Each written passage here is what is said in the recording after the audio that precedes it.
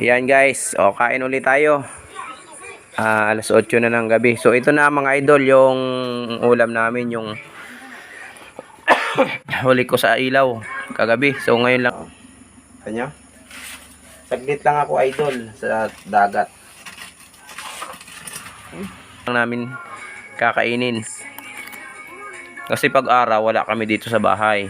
Ayan. Wala na yung buntot na ito na oh. Binawasan na nung anak ko. Ito yung malaking isda, pinirito na lang.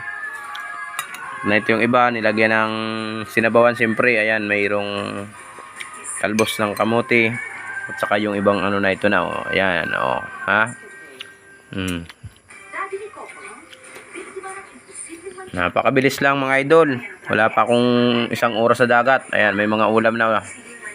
Libre na naman yung 150 pesos. Oh. Ba, laki-laki pa nung isda oh. Medyo ano pa oh, nasunog, tutong. Ayan, kain na tayo mga idol.